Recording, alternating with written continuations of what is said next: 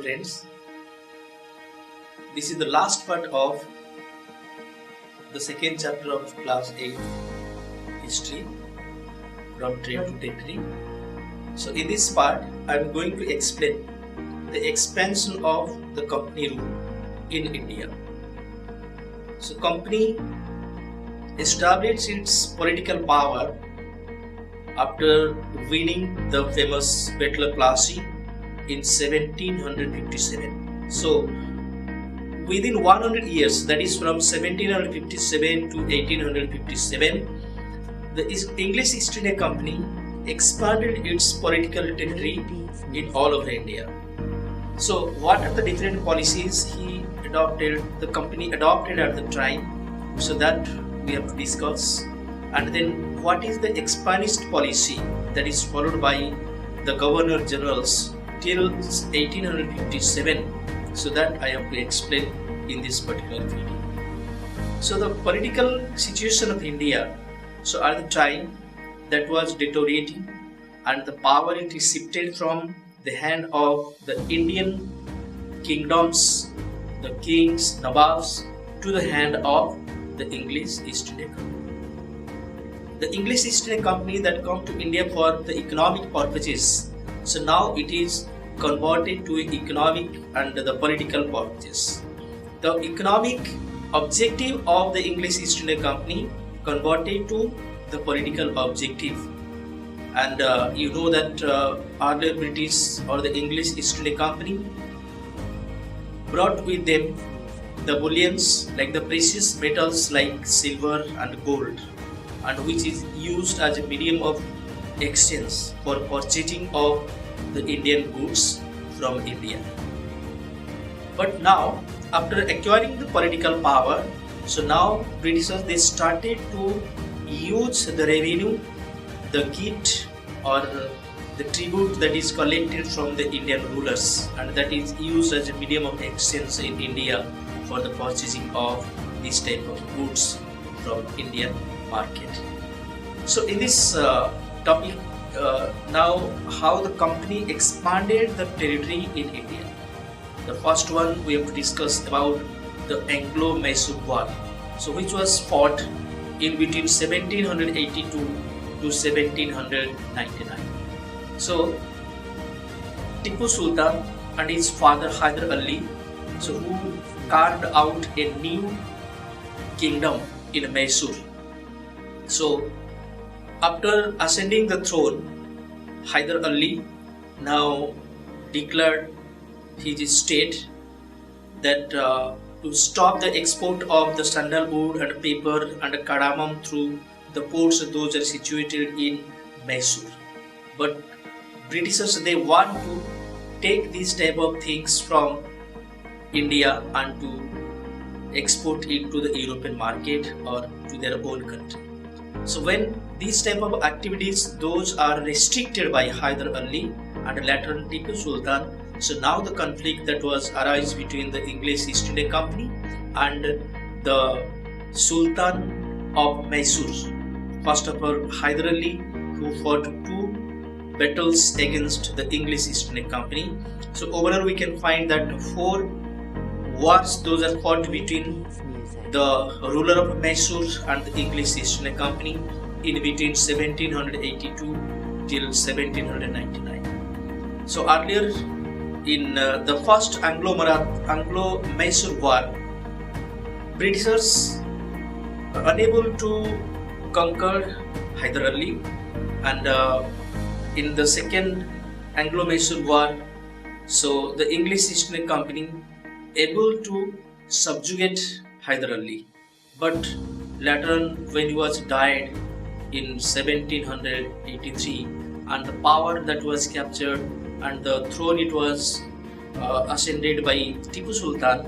So now Tipu Sultan and the English East India Company, so the enmity that was started to grow, and the main reason that now Hyder Ali was an independent minded ruler and who want to totally free from the control of the English East India Company from his state.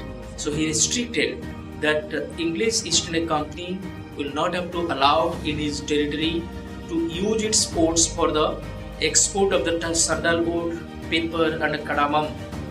And number 2, Hyder Ali and afterwards Tipu Sultan so now take the help of the French English East India Company and the military assistant from the French, so which create jealous in the mind of the English East India Company, and these situations responsible for the conflict between Mysore and English East India Company.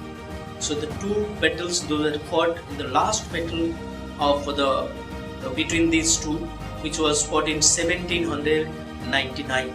So while Tipu Sultan was fighting, so on 4th of May 1799, Tipu Sultan was died while bravely he defended his capital city, that is called Seringamapatnam.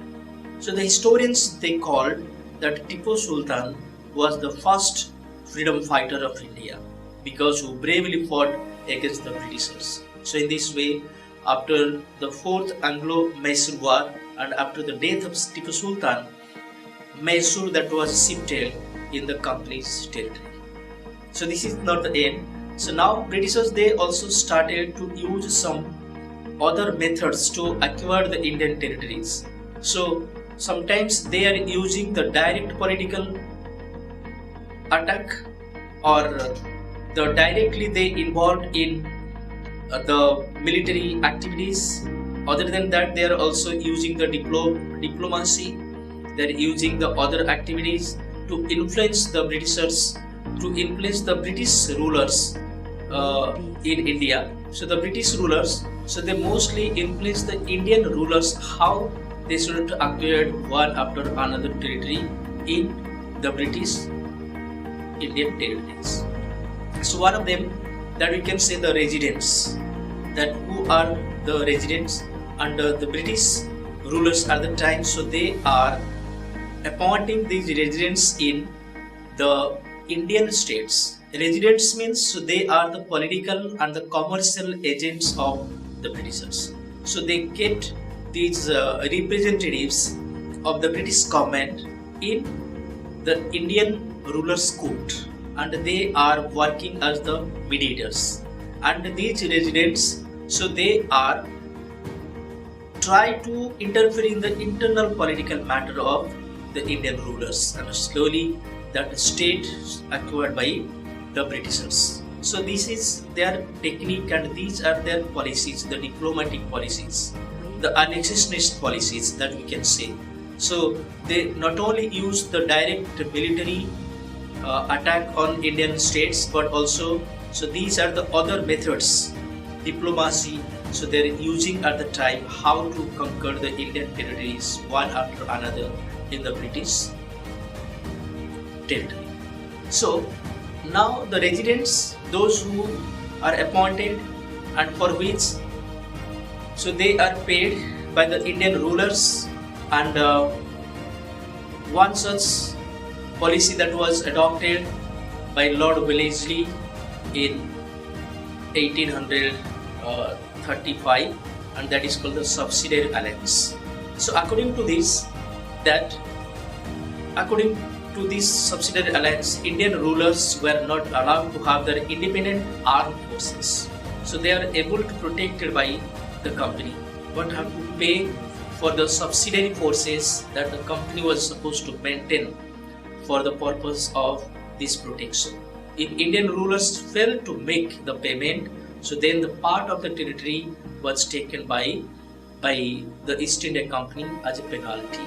So this system is called the Subsidiary Alliance, and you can say that this is their one trick and one type of their diplomatic skill to acquire the Indian territories.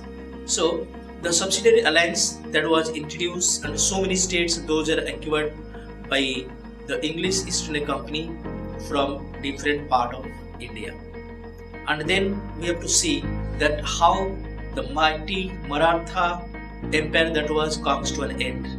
So here we have to discuss about the Anglo-Maratha conflict, and which was started in India.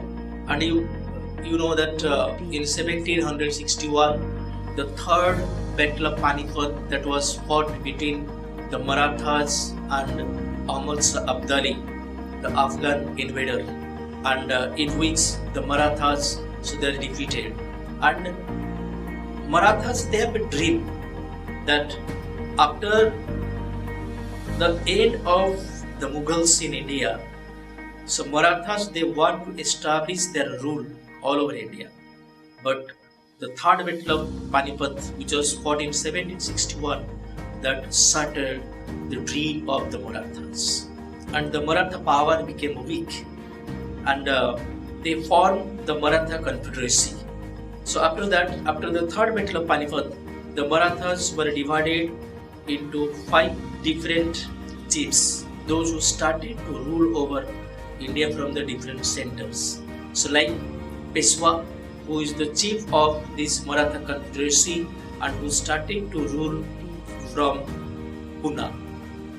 And the another one that is from Nagpur, who are called the Bhonsle. The Bhonsles of Nagpur, then Holkars of Indore, and Sindhia from Gwalior, and the Gaikwad from the Baroda. So in this way, so these 5 Maratha chiefs, so they formed one confederacy and they decided to fight against the Britishers. And at last we can find that the Anglo-Maratha War, it was started. So in this way, the Anglo-Maratha War, that is also the most important factor in India, and the English East India Company able to expand its territory in a different part of India. So then the next expansion that was started when the policy of a paramountcy, and which was introduced by Warren Hastings in 1838. So now Warren Hastings, who announced for the paramountcy of British power. Paramountcy means that now the Governor General of India declared that Britishers are the supreme power in India. So no other Indian territories will be considered as more powerful than the English East India Company. So now English East India Company became declared as the supreme powerful in India. So in this way we can find that there are so many challenges also faced by East India Company when the policy of a paramountcy that was announced by Warren Hastings in 1838, and one of the challenge that was given by Rani Chinnamma and Rayana of Kittur in Karnataka. And then there started the war against Afghanistan and Sindh, then Punjab, one after another. So all these states, those are subjugated by the English East India Company. And do you know that why the Anglo-Afghan war that was started? Because Britishers, they have a threatening towards the Indian states from Russia. So how to stop the Russian aggression in India? So they want to create a strong shield, a strong boundary in India. So that's why they want to capture these frontier territories of India, and one of them that is called Afghanistan. So the Anglo-Afghan war that was also fought. Then the Sindh that was also captured by the English East India Company, and the last powerful ruler of India was Punjab, and Raja Ranjit Singh, who is considered the most important ruler at the time. He was also killed in the battle in 1839, and then Punjab was also subjugated and conquered by the English East India. So in this way, one after another, the Indian territories, those are conquered by English East India Company. The another policy, the annexationist policy that was followed by Lord Dalhousie. So when Lord Dalhousie became the Governor General in 1848, and during his tenure in India, so he introduced a novel policy for the annexation of the Indian territories in India, and that is called the Doctrine of Lapse. And that is the most important annexationist policy that is followed by by Lord Dalhousie. So in this way, Lord Dalhousie So who was the most important Governor General, and he also introduced so many reforms in India. So that we have to discuss later. But what is his annexationist policy, or what is his territorial expansionist policy? Annexationist means what the policy that he followed to expand the Indian territories one after another. So his annexationist policy or territorial expansionist policy is called the doctrine of lapse. Doctrine of lapse means that according to this, Lord Dalhousie announced that if any Indian ruler who died without a natural heir, so then that state will be merged in the British Indian territory. Natural heir means if any king, emperor who died without giving birth a natural son or not adopted son, so then that state will have to captured, and that state will have to automatically merge in the British territory. And there is a strong protest that was started, but Britishers, they are more powerful, so this way it was comes to an end. And the most important that when in 1856 Lord Dalhousie annexed Awadh, and he have given the argument that the ruler was very unpopular. So this type of excuses that was given by Lord Dalhousie why he is going to annex Awadh. But the people, they are well satisfied. They are very satisfied with the ruler of Awadh, who is ruling over their country peacefully without any problem. But the Britishers, they are just trying to defend the ruler of Awadh, and at last when they annexed Awadh in 1857, so now the people there became angry and they protested against this policy of Lord Dalhousie, and which led towards the outbreak of the Great Revolt of 1857 later on. So this is the different ways how the Britishers, they expanded their territory one after another, and they are not only followed the direct military attack, but also they are used the other methods like expansionist policies, diplomatic skills, so that they should have to acquire or conquer over the Indian territories one after another. So the setting of the new administration by the Britishers. So this is most important and the significant event that was took place in the history of India, that the East India Company, who was transformed from a trading company to a territorial colonial power in India. So after the establishment of this colonial power, so now Britishers, they set certain administration in India. Earlier, Britishers, they don't want to take any type of administrative responsibilities in their soldier. They want to only take the economic administrative responsibility and all the responsibility that was given to the Indian rulers. So what is its early administrative setup? So that I am going to explain. Warren Hastings, so who come to India as the Governor General, that is from 1773 up to 1785, and who introduced a number of reforms, administrative reforms, and he was the most important figure for the expansion of territory in India. So after acquiring the territorial power, so now Britishers, they established their presidency. They divided the entire Indian territory into three different presidencies. Presidency means the small administrative units, and where the Britishers, they appointed the governors. So the governors, so they are the head of these presidencies, and three presidencies, the name like Bengal, Madras and Bombay. So these are the three presidencies that the Britishers, they have divided the Indian territories, and they appointed the governors as the head of the administration, and they introduced a new office, the supreme head of the administration of all these three presidencies, that is called the Governor General. The first Governor General introduced several administrative reforms, and Warren Hastings was the first Governor General and who introduced this new administrative setup in India. So from 1772, a new system justice that was established and which was introduced by Warren Hastings at the time in India. So not only in the civil administration but also in the judiciary administration, so new type of systems those are introduced, and Warren Hastings who introduced and this type of reforms in the judicial system of India. So from 1772, a new system of justice that was established.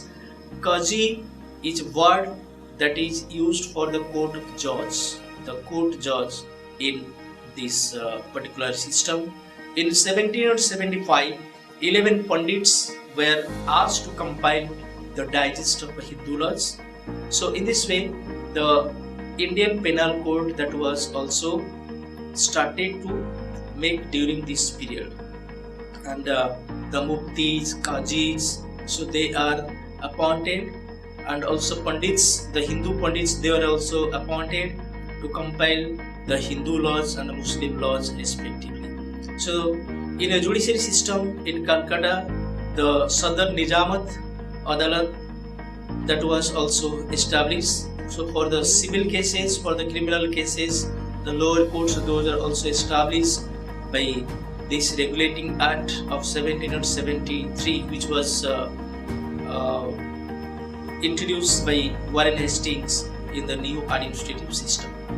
So then the army or the defense forces, the new system that was also introduced, that's Sawar, those were the trained soldiers on horseback, the cavalry requirements of the company's army that was also declined. So in this way we can find that the East India Company want to make a strong defense force in India by introducing a number of new reforms in the defense forces of India. So at last we can say that from in this particular chapter, the English East India Company that come to India for trading purposes converted to a territorial power, and the trading purposes converted to the economic purposes. So this is the most important chapter, and I expect that everybody should have to understand. Okay, thank you.